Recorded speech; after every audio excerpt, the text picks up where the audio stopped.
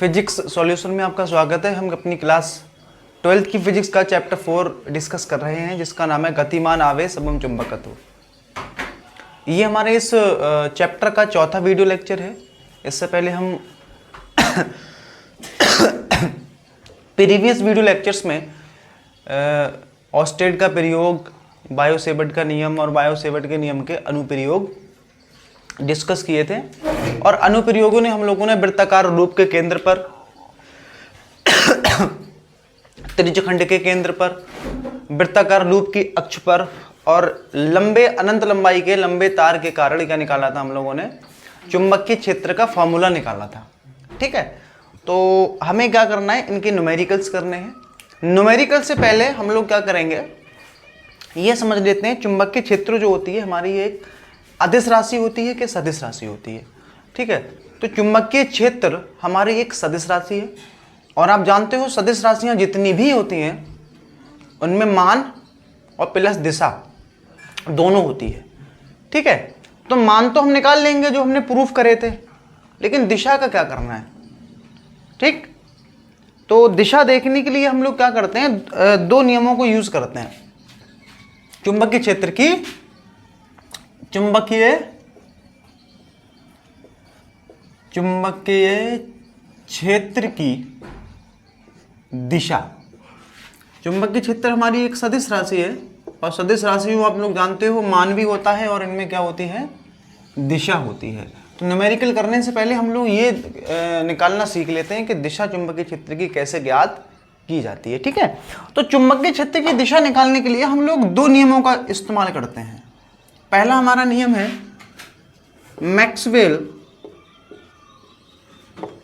Maxwell के दक्षिणावर्ती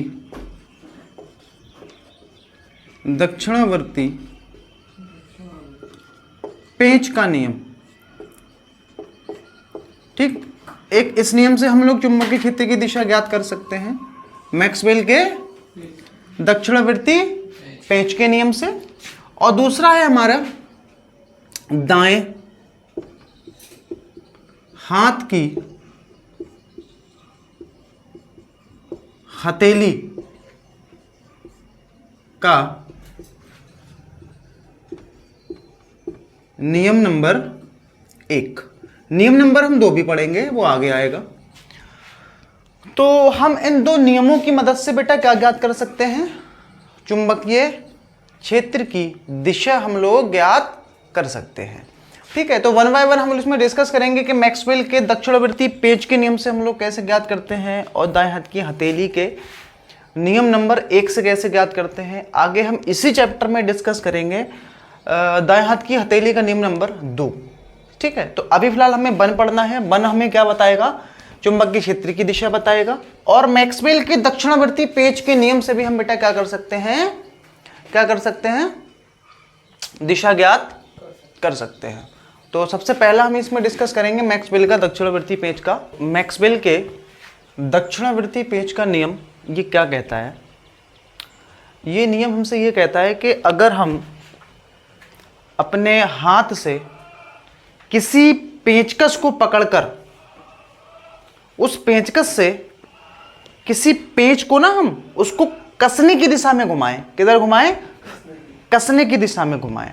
क्योंकि जब हम कसने की दिशा में किसी भी पेंच को घुमाते हैं ना, तो वो किधर हमें चलाना पड़ता है, ऐसे हमें कसना पड़ता है।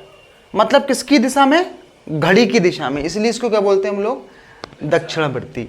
यदि हम अपने हाथ से किसी पेंचकस को पकड़कर उसको क्या करें, हम लोग पेंच कसने की दिशा में घुमाएं, तो वो जो पेंच के आगे बढ़ने की दिशा होगी वो किसको प्रदर्शित करे, धारा को।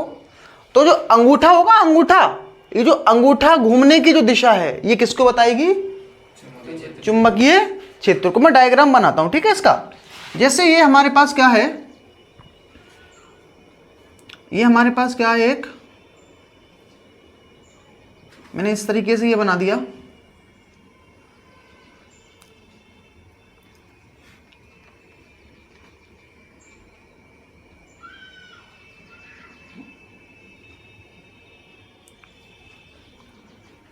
ठीक है, ये हमने क्या बना दिया, एक ये एक पेचकस है और ये ऐसे हम हाथ से इसको ऐसे पकड़े हैं, ठीक। हमें क्या करना है, इस पेचकस को पकड़कर पेंच को कसने की दिशा में घुमाना है। जैसे हम पेंचकस से क्या करते हैं, पेंच को कसते हैं, तो हमें इस हाथ से पेचकस को पकड़कर पेंच को क्या करना है, कसना है।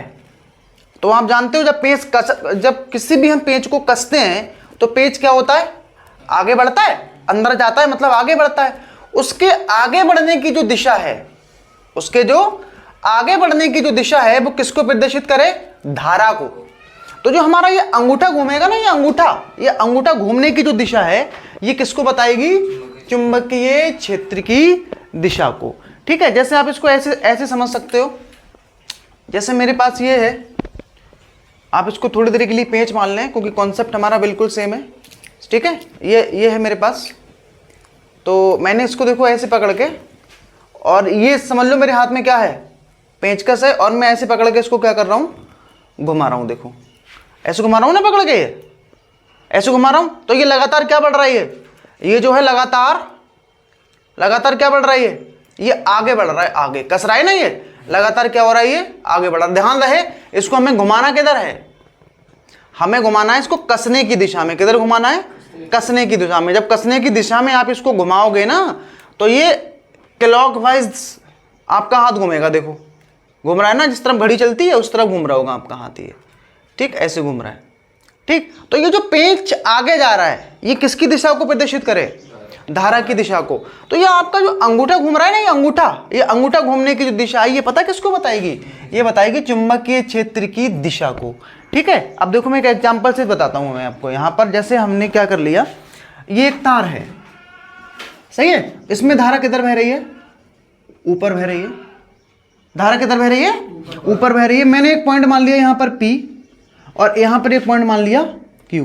मुझे यहाँ ये पता लगाना है कि यहाँ पर चुंबकीय क्षेत्र की दिशा क्या है और यहाँ पर चुंबकीय क्षेत्र की दिशा क्या है, और किस नियम से, मैक्सवेल के दक्षिणावर्ती पेंच के नियम से। तो मुझे क्या करना है, देखो सबसे पहले मुझे जो भी अपने हाथ से पकड़ना है, क्या पेंचकस पकड़ना है, और ये मेरा क्या है, ये समझ लो मेरा पेंच है, ठीक है। तो मुझे इसको ऐसे रखना है ये जो आगे बढ़े ना वो किसकी दिशा को दिखाए, धारा की दिशा को। अब देखो मैं इसको कस रहा हूँ तो ये किधर जा रहा है, ये पेंच का, ये इसको आप थोड़ी देर के लिए पेंच मान सकते हो इसको। तो ये किधर जा रहा है, ऊपर जा रहा है ना ये, और धारा भी हमें हमारी किधर जा रही है, अब मैं मेरा हाथ देखना जरा, ठीक है। जैसे मैं इसको ऐसे पकड़ घुमाऊंगा, ऐसे घुमाऊंगा ना पकड़ के, ये हैं, अब कुछ नहीं देखना, बस मेरा आप अंगूठा देखना। जैसे मैंने पैर उसको पूरा खोल दिया और मैं ऐसे घुमा रहा हूँ पकड़ के, तो मेरा अंगूठा देखना जरा, यहाँ से किधर जा रहा है, ये ऐसे जा रहा है ना, ऐसे। तो इस बिंदु से P पॉइंट से किधर जा रहा है, ये बाहर की तरफ आ रहा है ना, बाहर की तरफ। देखो यहाँ से बाहर की तरफ, और इधर से बाहर आ रहा है, और Q के देखो ना ऐसे मेरा अंगूठा घूमेगा। ये कैसे घूमेगा, इस टाइप से ऐसे घूम रहेगा ना ये। तो P से किधर आ रहा है, ऐसे घूम रहा है, ऐसे। तो P से मतलब चुंबकीय जो बेटा क्षेत्र होगा ना वो किधर होगा, P से बाहर की ओर, और बाहर की ओर जो बेटा चुंबकीय क्षेत्र होता है उसे हम ऐसे प्रदर्शित करते हैं। इसका मतलब पता क्या है, इसका मतलब ये है बेटा, यहाँ चुंबकीय क्षेत्र की जो दिशा है वो P पॉइंट पर ये है, तल के लंबवत बाहर की ओर, तल के लंबवत बाहर की ओर। अब मैं यहाँ की बात करूँ, देखो तो मेरा अंगूठा ये ऐसे जा रहा है, यहाँ से बाहर आ रहा है, और इधर के लिए अंदर जा रहा है। तो इधर किधर होगा चुंबकीय क्षेत्र, बोलो, अंदर की ओर। किधर होगा, अंदर की ओर। ऐसे दिखाते हैं। इसका मतलब बेटा ये है, ये इसका मतलब है तल के लंबवत बाहर की ओर, इसका मतलब है तल के लंबवत अंदर की ओर। आया समझ में। अब मैं दूसरा आपको एग्जांपल लेके दिखाता हूं, ठीक है। जैसे मैंने तार, अब क्या करा बेटा, ये तार मैंने क्या कर दिया, ऐसे रख दिया। तार मैंने कैसे रख दिया, ये ऐसे रख दिया। इसमें धारा प्रवाहित हो रही है, किधर, इधर धारा प्रवाहित हो रही है। अब मैं पॉइंट क्या करता हूँ, एक पॉइंट यहाँ ले लेता हूँ P, और एक पॉइंट यहाँ ले लेता हूँ Q। आपको चेक करना है कि यहाँ पर क्या है। देखो सबसे पहले आपको क्या करना है बेटा, इस पेंच को ऐसे रखना है जिससे हम इस पेंच को कसें तो उसके आगे बढ़ने की दिशा किसको दिखाने लगे, धारा को। अब मैं जैसे इसको रखता हूँ, देखो उल्टा है मामला, मैं कस रहा हूँ ना इसको, ऐसा नहीं खोलना नहीं है इसको, हमेशा कसना ही है। तो मैं इसको ऐसे कस रहा हूँ तो ये उल्टा है, तो मुझे कैसे रखना पड़ेगा, ऐसे रखना पड़ेगा। ठीक, अब मैं ऐसे रखूँगा, मैंने पहले खोल दिया इसको, अब देखो जरा ऐसे कस रहा हूँ, मेरा अंगूठा P वाले पॉइंट से बाहर आ रहा है और Q की तरफ जा रहा है, यानी P से किधर होगा चुंबकीय क्षेत्र, बाहर की ओर अभिलंबत, और इस पॉइंट पर अंदर की ओर। समझ में आ गया बेटा नियम, पक्का? तो स्टेटमेंट आ गया समझ में? स्टेटमेंट बेटा क्या होगा इसका, यदि हम अपने हाथ से किसी पेंचकस को पकड़कर उसको पेंच कसने की दिशा में घुमाएं और पेंच के आगे बढ़ने की दिशा किसको प्रदर्शित करे, धारा को प्रदर्शित करे, तो अंगूठे की जो घूमने की दिशा होती है वो बेटा किसको बताती है, चुंबकीय क्षेत्र की दिशा को बताती है। ठीक है, एक एग्जांपल और समझते हैं फिर मैं आगे बढ़ता हूँ। यहाँ पर जैसे ये है तार, ठीक है, इसमें धारा किधर बह रही है, आप इनमें से किसी से भी निकाल सकते हो चुंबकीय क्षेत्र, दोनों से बेटा सेम ही निकल के आएगा दिशा। ठीक, अभी मैं फिलहाल कौन सा नियम पढ़ रहे हैं हम लोग, मैक्सवेल का। तो यहाँ धारा किधर है, नीचे की ओर है, एक पॉइंट ये है और एक पॉइंट ये है, इसको मैंने मान लिया है Q और इसको मान लिया है P। हमें बताना है बिंदु P और Q पर चुंबकीय क्षेत्र की दिशाएं क्या क्या होंगी। ठीक है, देखो कैसे ज्ञात करेंगे बेटा। सबसे पहला काम आपको यह करना है, जो पेंच रखना है वो ऐसे रखना है बेटा कि अगर हम उसको कसें तो उसके आगे बढ़ने की दिशा किसकी दिशा में हो जाए, धारा की दिशा में। ये आपको पहले ध्यान में लगाना है। ठीक, तो इसके लिए मैं इसका इस्तेमाल कर रहा हूँ। ठीक है, तो मैंने यहाँ क्या करा, देखो पेंच खोला हुआ है, ये अगर मैं कसता हूँ तो अगर मैं इसको कस रहा हूँ तो ऊपर जा रहा है, ये ऊपर रखना ही नहीं है मुझे क्या करना है, ऐसे रखना पड़ेगा ना। देखो अगर मैं इसको कस रहा हूँ, कसना ही है, पेंच को खोलना नहीं है।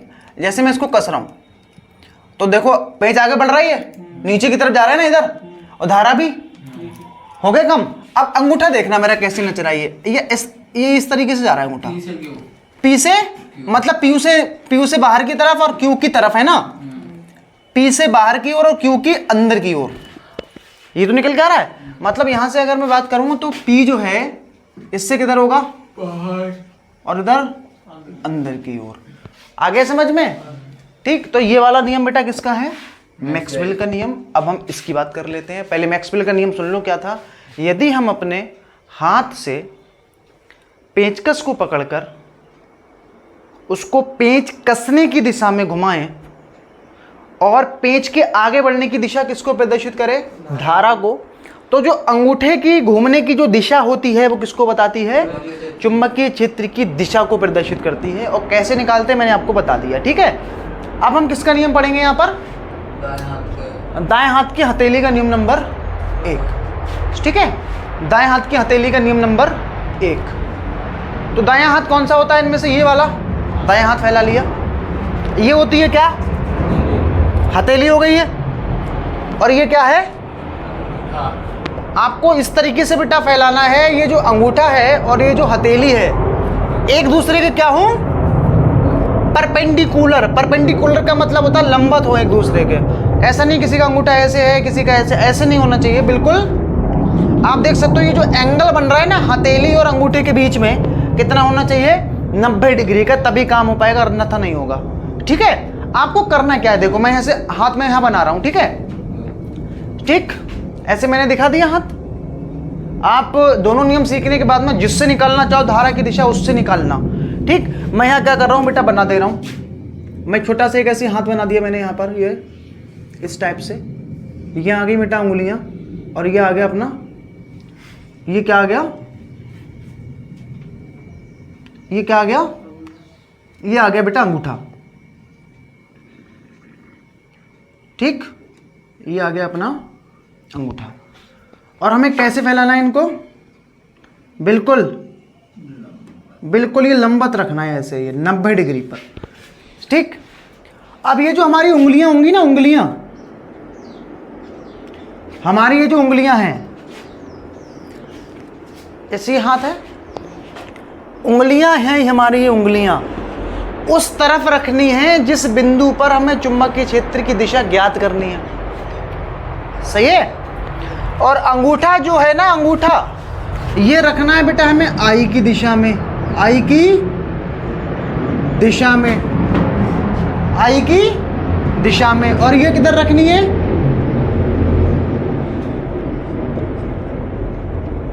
बिंदु की ओर। तब ये जो हथेली होगी ना आपकी, हथेली पर लगने वाला धक्का किसको बताएगा, चुंबकीय क्षेत्र की दिशा को। अब समझो बेटा, ध्यान से समझो। दाएं हाथ आ गया, अंगूठा और हथेली बिल्कुल एक दूसरे के लंबत आ गई। ठीक, मैंने क्या बताया आपको, उंगलियां जो है ना, उंगलियां कहाँ रखनी है बेटा, बिंदु की ओर, उस बिंदु की ओर जिस बिंदु पर हमें चुंबकीय क्षेत्र की दिशा ज्ञात करनी है। ठीक है, अंगूठा हमें किस दिशा में रखना है, जिस तरफ धारा जा रही है। तो इस पे जो धक्का लगेगा, धक्का पता बेटा किधर से लगाना है आपको, धक्का हमेशा इस वाली साइड से लगाना है। जैसे धक्का किधर से लगाओगे, इधर से लगाओगे। जैसे ऐसी कंडीशन में धक्का किधर से लगेगा, ऐसे लगेगा, मतलब इस वाली तरफ से धक्का लगाया जाता है। तो ये हथेली जिस तरफ जाएगी उसकी दिशा बेटा किसको बताएगी, देखो कैसे। जैसे ये हमारा तार है, मैं इसी से चेक करता हूं, अभी हमने किससे निकाला था, ये मैक्सवेल के दक्षिणावर्ती पेंच के नियम से अंदर की ओर आई थी और ये बाहर की ओर आई थी। देखो सेम आई निकल गए। पहले मैं निकालता हूं किस किस पॉइंट पर, बिंदु पी पर। सही है, मैंने हाथ फैलाया, अंगूठा किधर रखूं, धारा की दिशा में रख दिया, और उंगलियां सेम है ना मामला। देखो उंगलियां रखनी है बिंदु की दिशा में, अंगूठा रखना है धारा की दिशा में। देखो धारा की दिशा में अंगूठा जा रहा है, और उंगलियां जो हमारी बिंदु की तरफ है। धक्का किधर से लगेगा, पीछे धक्का लगेगा आगे की तरफ, मतलब चुंबकीय क्षेत्र किधर होगा, बाहर की। क्या बाहर की ओर आ रहा था, चेक करो। और बाहर की ओर कैसा, तल के लंबत बाहर की ओर, जिसको हम ऐसे प्रदर्शित करते हैं। आप यहां पर भी चेक कर सकते हो, सेम निकल के आएगा। बताओ मैं क्या करूं, उंगलियां किधर करूं, बिंदु की ओर। तो ऐसे करना पड़ेगा। देखो धारा अब भी ऊपर, और बिंदु किधर जा रहा है, यहां से धक्का लगाते हैं ना, तो किधर जा रहा है ये, मतलब बिंदु क्यू पर चुंबकीय क्षेत्र किधर होगा, अंदर की ओर। आ गया ना समझ में। यहां चेक कर लो आप, यहां पर चेक कर लो, धारा आ रही है नीचे। मैक्सवेल के नियम से तो आप निकालना सीख गए, अब इसके नियम से समझो। हाँ अभी सही है क्या, क्या करूं, उल्टा कर दिया भैया। तो धारा देखो, अंगूठा हमें धारा की दिशा में रखना होता है जो कि नीचे आ रहा है। क्यू की बात करता हूं मैं, उंगलियां भी क्यू की तरफ हो गई, अंगूठा धारा की दिशा में हो गया। धक्का किधर से लगाओगे, अंदर लगेगा ना, अभिलंबत अंदर की ओर। अब इस पे चेक कर लो आप, इसको मुझे ऐसे करना पड़ेगा, इस टाइप से, ऐसे ना, अंगूठा नीचे और उंगलियां किधर लगेगा, बाहर की ओर आ रहा है। समझ में आई कि नहीं आई, ये बोलो। आ गया। तो दोनों नियमों से आप किसी का भी यूज कर सकते हो निकालने के लिए। ठीक है, अब ये नियम का स्टेटमेंट क्या होता है, यदि हम अपने दाएं हाथ की हथेली और अंगूठे को इस प्रकार फैलाएं कि, यदि हम अपने दाएं हाथ की हथेली और अंगूठे को इस प्रकार फैलाएं कि दोनों एक दूसरे के क्या हों, ये शर्त है भाई, लंबत होनी चाहिए, टेढ़ा मेढ़ा नहीं, लंबत हो। यदि अंगूठा किधर हो, धारा की दिशा में हो, और उंगलियां उस बिंदु की ओर इशारा करें जिस बिंदु पर हमें चुंबकीय क्षेत्र की दिशा ज्ञात करनी है, तो हथेली पर लगने वाला अविलंबत धक्का किसको बताता है, आ गया ना समझ में, पक्का। अब मैं यहाँ एक एग्जांपल लेता हूं, आप लोग बताएंगे उसमें चुंबकीय क्षेत्र की दिशा क्या होगी।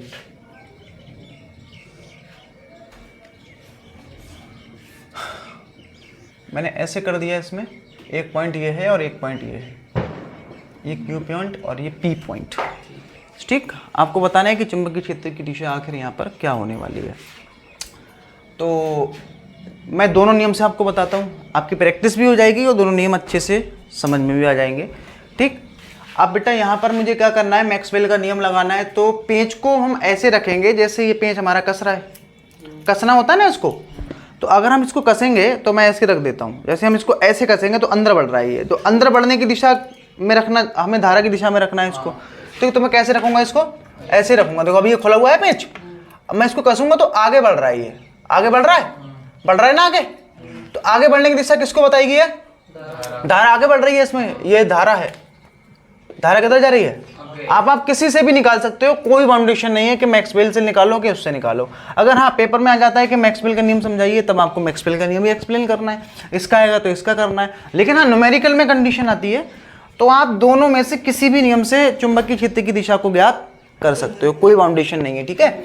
तो यहाँ आगे बढ़ रहा है, धारा की दिशा आ गई, आगे बढ़ने की दिशा धारा की दिशा में रखनी है। अब ये ऐसे हम घुमाएंगे इसको कसने के लिए, है ना, मेरा अंगूठा देखना है बस। तो यहाँ से P से बाहर निकल रहा है अंगूठा, ये देखो, और Q की तरफ जा रहा है, मतलब Q से बाहर की ओर और P से बाहर की ओर और Q की अंदर की ओर। तो मैं यहाँ पर क्या लिखूंगा, यहाँ पर क्या लिखूंगा मैं, यहाँ पर क्या लिखूंगा बस बोलो। यहाँ पर मेरे को लिखना पड़ेगा P से अभिलंबत बाहर की ओर और Q के अंदर की ओर। नहीं आया समझ में? आ गया। अब आप चाहो तो इससे निकाल लो, सेम ही निकल के आएगा बेटा, यहाँ नियम लगा लो।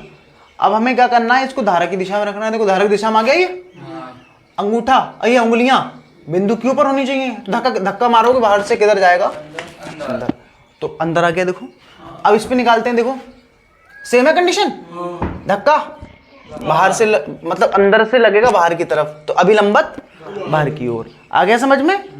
पक्का। तो इसे 1 बाय 1 हम इसको लिख लेते हैं, समझ में आ गया ना? 1 बाय 1 लिख लेते हैं, पहले मैक्सवेल का नियम और फिर उसके बाद हथेली का नियम। ये हमारा मैक्सवेल का दक्षिणावर्ती पेंच का नियम और ये हमारे दाएं हाथ की हथेली का नियम नंबर 1 है, ठीक है। तो इसमें क्या लिखा है, यदि हम अपने हाथ से किसी पेंचकस को पकड़कर, यहाँ लिख देना पकड़कर पेंच कसने की दिशा में घुमाएं तो पेंच के आगे बढ़ने की दिशा धारा की दिशा को प्रदर्शित करे, तब अंगूठे के घूमने की दिशा चुंबकीय क्षेत्र की दिशा को क्या करती है, बताती है, ठीक है। दूसरा हमारा क्या था, दाएं हाथ की हथेली का नियम नंबर 1। तो इसमें हम क्या करते हैं, अपने सीधे हाथ की हथेली और अंगूठी को ऐसे फैलाते हैं, दोनों एक दूसरे पे क्या रहें, लंबवत रहें। और अंगूठा हमें किस दिशा में रखना है, धारा की दिशा में। उंगलियां उस बिंदु की ओर रखनी है जिस पे हमें चुंबकीय क्षेत्र की दिशा ज्ञात करनी है।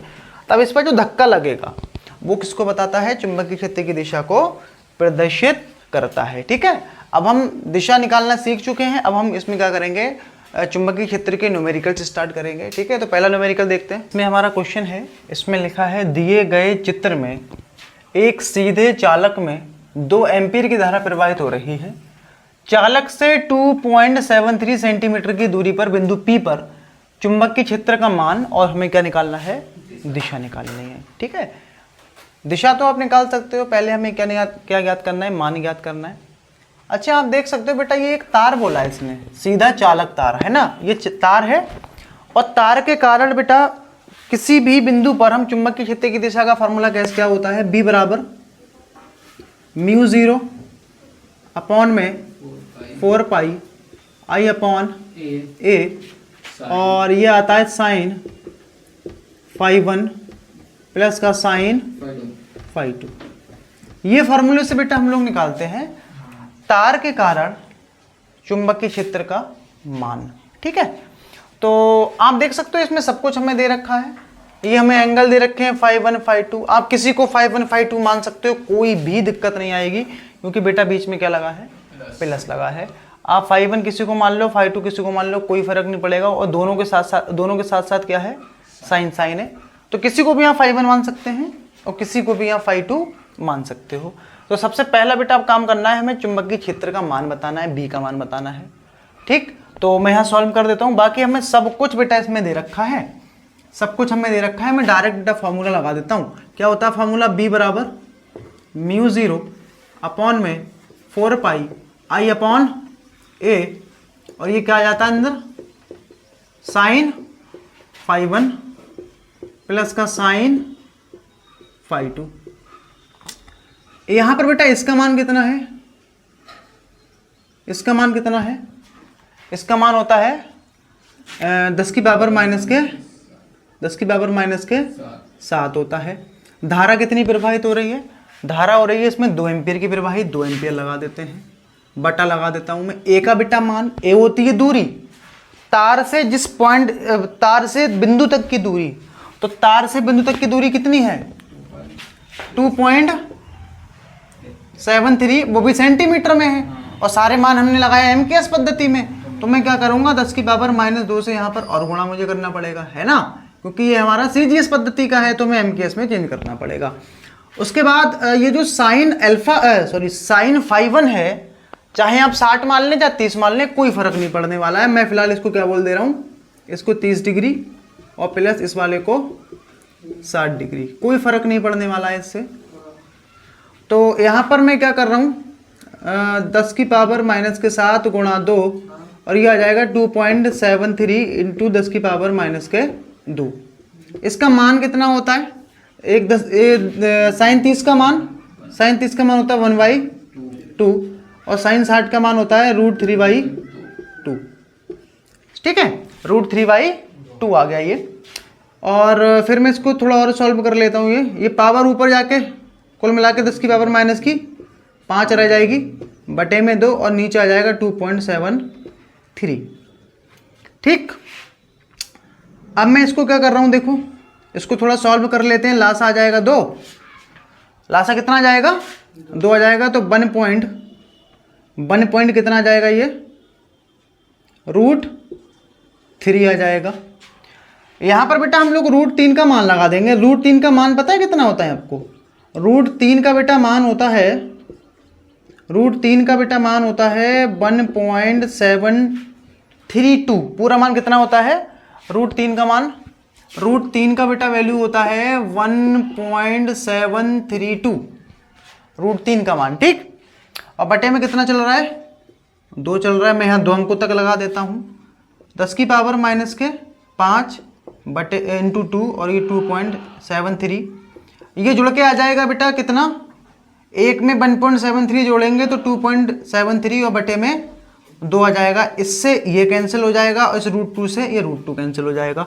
तो कुल मिला के बेटा ये कितना बचेगा, कुल मिला के कितना बचेगा, ये b का मान कितना आ गया 10 की पावर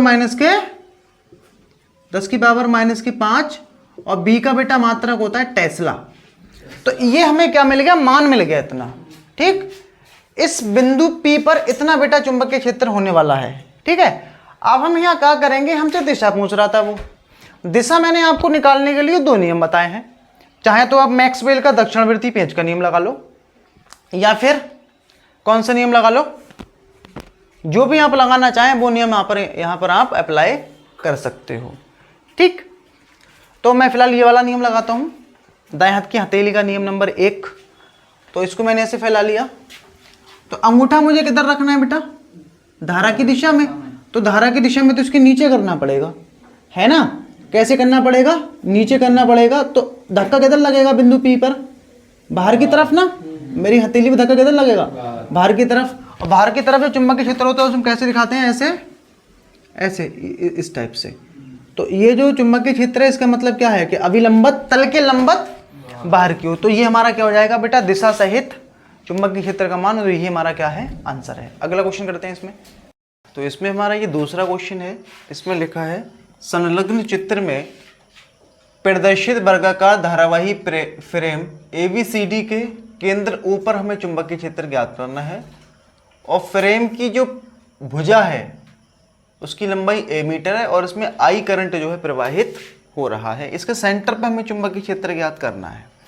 ठीक है, तो इसमें हमें जो फॉर्मूले लगाने हैं, अगर हम यहाँ एक भुजा की बात करें A और B की, तो ये एक तार का व्यवहार करेगी और तार के कारण हम लोगों ने चुंबकीय क्षेत्र का फॉर्मूला निकाला था। क्या निकाला था, B बराबर /4 I/A, ये था साइन φ1 प्लस के साइन φ2। ठीक है, तो ये तार का व्यवहार करेगी, ये भुजा जो है एक तार का व्यवहार करेगी।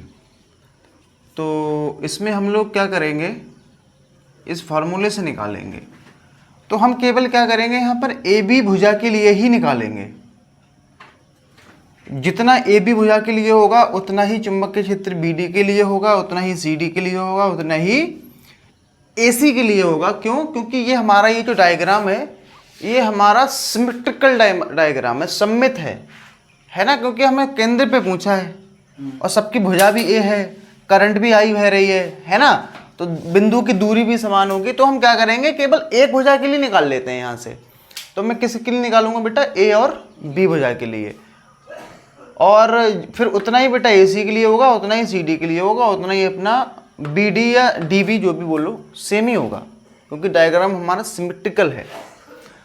तो इसमें हमें देखो क्या क्या पता है, आई हमको पता है, आई करंट बह रहा है, लेकिन ए की अगर हम बेटा बात करें ना, तो इस तार से इस पॉइंट तक की दूरी हमको चाहिए, ये कितनी होगी, इस तार से हमें क्या चाहिए, ये पॉइंट तक की दूरी चाहिए, मतलब ए का मान हमें चाहिए। ए का मान आप ए नहीं लगा सकते हो, ठीक है, क्योंकि ये भुजा की लंबाई है, हमें जो दूरी लगानी पड़ती है, इसमें जो ए आपको दिख रहा है, ये तार से आपको ये प्रूफ हम किए थे, ये इस तार से यहाँ कहीं हमने एक पॉइंट माना था पी, कितनी दूरी पर, ए दूरी पर, तो ये वो दूरी है, मतलब तार से बिंदु तक की दूरी है ये, ठीक है।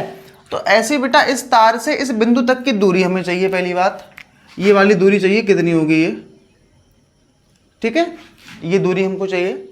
और दूसरी बात बेटा ये है, इसमें हमें φ1 और φ2 के मान चाहिए। अच्छा ये केंद्र पर है ना केंद्र पर है ना ये, अगर मैं इसको ऐसे मिला दूं और इसको मैं ऐसे मिला दूं, तो यहां पर एक त्रिभुज ये बन गया और एक त्रिभुज, अच्छा ये त्रिभुज हमारा कितने डिग्री का है,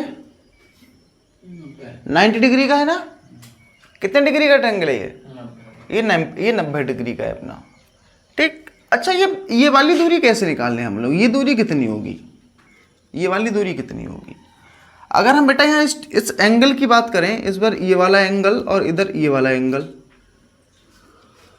ये बेटा कितना है, 90 है। अगर ये केंद्र बिंदु है और अगर हम इस वाले बिंदु को इससे मिलाएंगे, तो ये बेटा एंगल हमारा कितना बनेगा, क्योंकि पूरा कितना है, अरे पूरा 90 है ना ये, तो ये बीचों बीच ये देखा जाएगी, जब ये सेंटर पॉइंट है ये, तो ये कितना हो जाएगा, 45। अब तीनों कोणों का योग होता है 180, ये 90, ये 45, कितना हो गया 135, 180 में से घटाएंगे तो ये भी कितना बचेगा, ये भी बचेगा बेटा कितना, 45 डिग्री, और ये भी कितना बचेगा हमारा 45। तो ये हमें φ1 और φ2 के मान तो मिल गए, है ना, φ1 और φ2 के मान मिल गए, हमें ये दूरी और मिल जाए, ये दूरी कितनी होगी। देखो बेटा दूरी हम लोग कैसे निकालेंगे, ये वाली दूरी हमको चाहिए। अच्छा एक बात बताओ, इसको मैं अगर ऐसे कर दूं तो ये पूरा कितना है, पूरा ये पूरा मान ए है, ये अब ये सेंटर पॉइंट है तो ये आधा हो गया होगा, तो ये कितना बचा, a बटा 2, a बटा, इतनी भुजा कितनी होगी, इतनी है, a बटा 2। अच्छा ये भी तो a बटा 2 होगी, नहीं होगी क्या a बटा 2, जब ये a बटा 2 है तो ये भी मान बेटा कितना हो जाएगा अपना, a बटा 2। तो a का मान बेटा हम लोग कितना लगाएंगे यहाँ पर, a बटा 2 लगा देंगे, ठीक है। अब यहाँ से मैं फॉर्मूला लगा देता हूँ, यहाँ पर मैं फॉर्मूला लगा देता हूँ, ए बी भुजा के कारण चुंबकीय क्षेत्र की तीव्रता, फॉर्मूला होता है हमारा V1, बोल देता हूं मैं इसको, V1 मान लिया, या ए बी कह दो तब भी बात वही है, μ0 अपॉन में 4 पाई I अपॉन A, और यहाँ आपका आ जाएगा साइन 45 प्लस साइन 45, ठीक है। इसका मान आपको पता है कितना होता है, इसका मान होता है 10 की पावर माइनस के, 10 की पावर माइनस के, ये हो गया 7, आई तो आई ही है, और ए का मान लगेगा बेटा यहाँ पर a बटा 2, क्योंकि हम ये दूरी लगाते हैं और ये दूरी हमारी कितनी है, a बटा 2 है। साइन 45 की वैल्यू, साइन 45 हो जाएगा यहाँ, और ये भी प्लस में साइन 45, तो ये 2 हमारा सबसे नीचे है, सबसे ऊपर जाएगा 10 की पावर माइनस के 7 i इंटू 2 बटे में a, और ये अपना हो जाएगा 1/√2 प्लस 1/√2, ठीक। तो 10 गुणा -7 इंटू आई इंटू 2 अपॉन में ए। और ये बेटा मैं 1√2 और 1√2 कितने हो गए? 2√2। कितने हो गए? 2√2 हो जाएगा ये। कुछ कट रहा है क्या? कुछ कटेगा? हाँ बेटा, अगर हम इसको एक रूट से ये 2 काट देंगे तो पता कितना बचेगा? देखो √2 का मतलब ये होता है, √2 का मतलब देखो क्या होता है 2 को हम ऐसे लिख सकते हैं √2 इंटू, है ना? तो एक बार जब हमने 2 से रूट काटा है तो हमारा कितना बचेगा यहाँ पर? √2, यहाँ √2 हो जाएगा और यहाँ पर 2, तो 2 गुणा √2 गुणा 10 की पावर माइनस के 7 और इंटू में आई बटे में ए। तो ये आ गया बेटा हमारे किसका मान? B1 का मान। ठीक, किसका मान आ गया? ये B1 का मान आ गया। ऐसे बेटा जब हम यहाँ BD के लिए निकालेंगे ना तो इतना ही निकल के आएगा, क्योंकि भुजा हमारी देखो सेम है, ए ही भुजा है, केंद्र बिंदु पे ही पूछा है, तो क्या निकल के आएगा? सेम निकल के आएगा। अगर मैं यहाँ बेटा दिशा की बात करूँ, दिशा हमें देखनी पड़ेगी, तो आप देख सकते हो बेटा AB में धारा किधर जा रही है? दाएं हाथ की हथेली का निम्न नंबर 1 लगा दो। तो ये देखो ऐसे फैला दिया हमने, अंगूठा किधर रखते हैं? धारा की दिशा में, ये धारा की दिशा में आ गया। अब यहाँ बिंदु O पे चाहिए तो किधर आ रहा है चुंबकीय क्षेत्र? इधर की बेटा, इधर से आ रहा है ये बाहर की ओर। बाहर को दिखाते हैं हम लोग ऐसे, है ना? बाहर के लिए आ गया, आ गया ना बाहर के लिए। अगर हम इतना ही बेटा चुंबकीय क्षेत्र किसके द्वारा होगा? AC के द्वारा। इसके लिए निकाल लो। अब इसमें धारा देखो नीचे आ रही है, तो ये मैं ऐसे दिखाऊंगा, ये सही है। इसके लिए भी किधर आ रहा है? ये बाहर के लिए। मतलब इसके कारण AC के कारण भी बाहर के लिए है। CD के कारण निकाल लो। CD देखो इसमें धारा ऐसे जा रही है ना, तो मैं क्या करूंगा इसको, इसके लिए बाहर के लिए आ रहा है। अब इसके लिए मतलब चारों के लिए बाहर के लिए आ रहा है ना? और चारों का मान कितना होगा? इतना होगा। तो मैं क्या करूंगा, इसमें 4 से बेटा क्या कर दूंगा? गुणा कर दूंगा, क्योंकि चारों का बेटा किधर है? तो मैं यहां लिख देता हूं बिंदु, बिंदु बिंदु O पर कौन सा? परिणामी, परिणामी चुंबकीय क्षेत्र कितना हो जाएगा बोलो? इस V का कितने गुना? 4, क्योंकि 4 होंगे ना, तो B बराबर 4V1।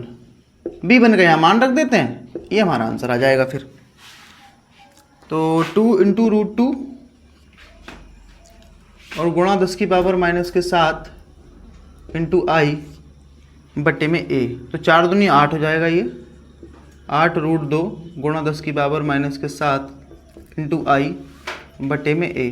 और परिणामी चुंबकीय क्षेत्र बेटा फाइनली हमारा किधर के लिए आ जाएगा? बाहर के लिए, इतना टेस्ला। तो ये हमारा क्या आ गया? आंसर। अगला क्वेश्चन करते हैं इसमें। अगला क्वेश्चन है, इसमें लिखा है संलग्न चित्र में एक धारावाही फ्रेम ABC समबाहु त्रिभुज की आकृति में दिखाया गया है। त्रिभुज की भुजा की लंबाई A है तथा इसमें I धारा प्रवाहित हो रही है। तो इसके इस केंद्रक पर, सेंटर पे हमें क्या निकालना है? चुंबकीय क्षेत्र की गणना करनी है। ठीक है, तो यहाँ पर भी हमारी अगर एक हम भुजा की बात करें, किसी की भी बात कर लें, चाहे AB ले लो, चाहे BC ले लो, चाहे AC ले लो, ये एक तार का व्यवहार करेगी। ठीक है, तो हम तार के कारण ही चुंबकीय क्षेत्र निकालेंगे।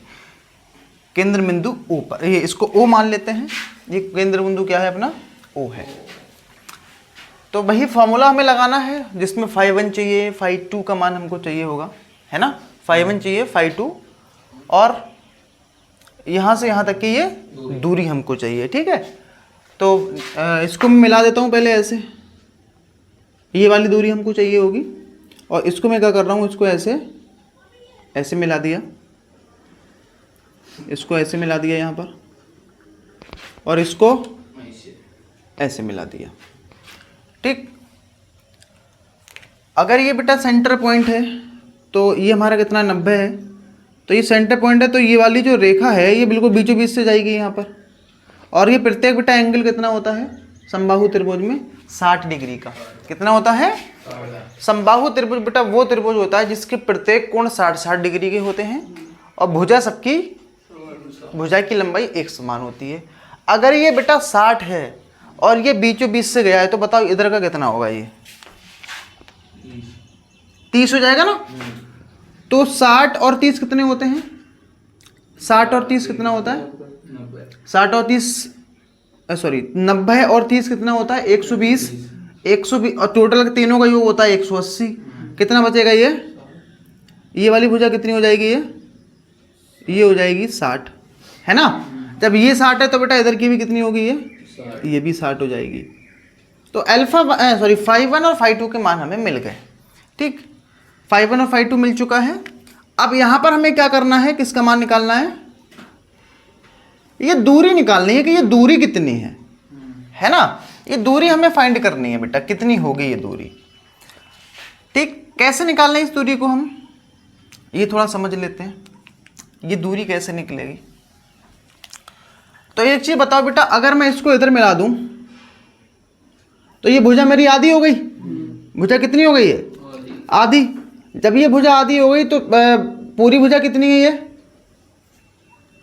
ए है ना। तो इतना कितना हो जाएगा? ये a बटा 2। ये हमारा a बटा 2 है। कितना ये? a बटा 2। तो ये वाली भुजा कैसे निकालें हम लोग? क्या करें इसके लिए?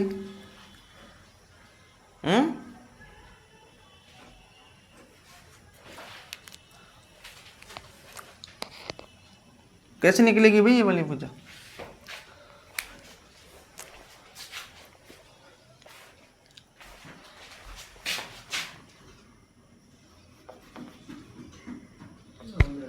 तो हमें इसमें बेटा क्या निकालना पड़ेगा? पहले ये वाली पहले भुजा चाहिए है। तो मैं इसको नाम देता हूँ O और इस पॉइंट को नाम दे देता हूँ क्या? P। तो पहले हमें बेटा OP की लंबाई चाहिए, तभी हम फॉर्मूला लगा पाएंगे। तो OP की लंबाई के लिए बेटा मैं क्या कर रहा हूँ बताओ? ये वाला कोण कितना है? 30 है। ठीक है, तो यहाँ मान लेता हूँ मैं त्रिभुज BPO में अगर हम बेटा यहाँ BPO लेते हैं तो हमें यहाँ tan थीटा लेना पड़ेगा, मतलब tan 30 लेना पड़ेगा। क्यों लेना पड़ेगा बेटा tan 30? क्योंकि मुझे ये निकालना है और ये 30 के सामने वाला जो कोण होगा वो लंब होगा। और ये वाली भुजा बेटा हमें पता है टोटल A है, तो ये कितनी हो जाएगी? इतनी भुजा a बटा 2। तो हमें tan लगा देते हैं। तो कितना होता है ये? tan 30 इक्वल टू लंब बटा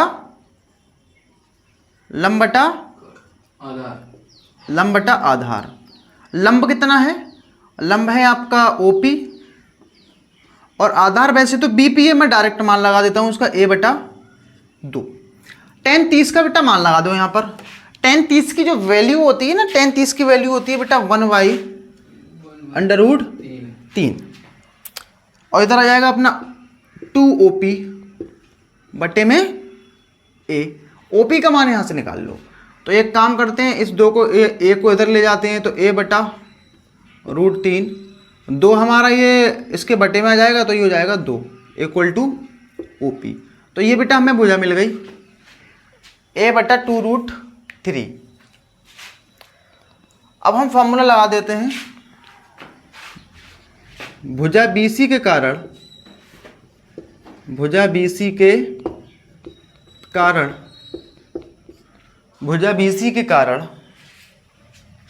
बिंदु O पर चुंबकीय क्षेत्र की तीव्रता। ठीक है, तो यहां पर बेटा लगा देते हैं क्या होता है फॉर्मूला? B बराबर B1 बोल देता हूं मैं इसको, और ये कितना हो जाएगा? μ0/4π I/a। ये हो जाएगा आपका sin φ1 प्लस के sin φ2। अच्छा, इसका बेटा मान मत लगाना, ठीक है, इसको ऐसे चलने दो। μ0/4π I का मान I ही है, और a बेटा दूरी लगाएंगे, और दूरी हमारी ये लगेगी। ठीक है, a बटा 2√3 ये मान लगा देंगे a का, और यहाँ पर मैं क्या करता हूँ? ये वैल्यू लगा देता हूँ sin φ1 का मान 60 और φ2 का मान भी 60 लगा दिया हमने यहाँ पर। तो ये ऊपर चला जाएगा, तो ये अपना आ जाएगा μ0/4π 2√3 I बटे में ए। और साइन 60 कितना होता है? साइन 60 का बेटा मान होता है √3/2 प्लस इसका मान कितना जाएगा √3/2। तो 2 से मैं क्या करता हूँ, ये 4 काट देता हूँ, 2 बार में कट जाएगा। तो ये इधर अपना आ जाएगा, ये कितना आ जाएगा, ये मान आ जाएगा ये μ0/2π, μ0/2π। और यहाँ पर ये बचेगा ये √3i/a। √3/2 एक बार ये है √3/2, एक बार ये है √3/2, कितना हो जाएगा ये 2√3/2। तो 2 से 2 कैंसिल। अब यहाँ बेटा हम लोग क्या करेंगे, इस √3 और √3 को जब गुणा करेंगे ना तो 6 आएगा, 3 आएगा हमारा। कितना आएगा? √3 और √3 की गुणा कितनी होती है? 3 होती है। तो ये कितना हो जाएगा μ0/2π। तो ये √3 कितना हो गया, ये अपना 3i/a। तो ये आया बेटा B1 का मान, इतने टेस्ला, ये मान आ गया। अब आप जानते हो चुंबकीय क्षेत्र हमारी सदिश राशि है, दिशा का खेल रहता है इसमें, तो दिशा लगा देते हैं। इधर बेटा डायरेक्शन इधर जा रही है करंट की, ठीक है, तो हम बिंदु O पर निकालते हैं। वही सीधा हाथ की दाएं हाथ की हथेली का नियम लगा देते हैं, ऐसे रखेंगे और इसको धारा की दिशा में रखना है अपना अंगूठा। तो ये आ गया देखो हमारा धारा की दिशा में, और उंगलियां उधर रखनी है जिस पे निकालना है। तो बाहर आ रहा है बेटा, ये किधर आ रहा है? बाहर की तरफ आ रहा है चुंबकीय क्षेत्र। और दोबारा से बेटा डायग्राम ये हमारा सिमेट्रिकल है, तो BC के लिए इतना चुंबकीय क्षेत्र है, AC के लिए भी इतना होगा और हमारा AB के लिए भी उतना ही होगा। डायरेक्शन में देख लेता हूं। अब यहां देखो, इसका भी बेटा बाहरी आ रहा है और इसका भी बाहरी आ रहा है, मतलब तीनों के कारण, तीनों भुजाओं के कारण चुंबकीय क्षेत्र हमारा किधर आ रहा है? बाहर की तरफ। तो तीनों एक की दिशा में है ना, तो मैं क्या करूंगा, इसको 3 से गुणा कर दूंगा, ठीक है।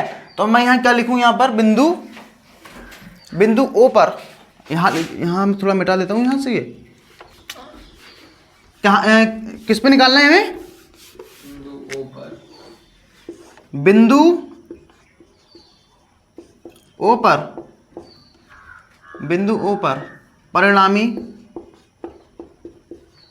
परिणामी चुंबकीय क्षेत्र। तो B बराबर कितना कर दूंगा मैं? 3 से गुणा होगी ना इस बार, 3 भुजाएं हैं, 3v1। तो 3 को ऐसे ही रखा, B1 का मान लगा देते हैं μ0/2π, और ये आपका हो जाएगा 3i/a, ठीक है। तो 3 तियां 9 हो जाएगा ना, ये 3 तियां 9 हो गया। तो ये आ जाएगा μ0/2π, और 3 तियां 9 i/a। तो ये आ गया बेटा परिणामी चुंबकीय क्षेत्र। और इसकी जो फाइनल जो दिशा आएगी ना बेटा परिणामी की, वो भी किधर आएगी? बाहर की ओर, ठीक। तो ये हमारा क्या था? आंसर था।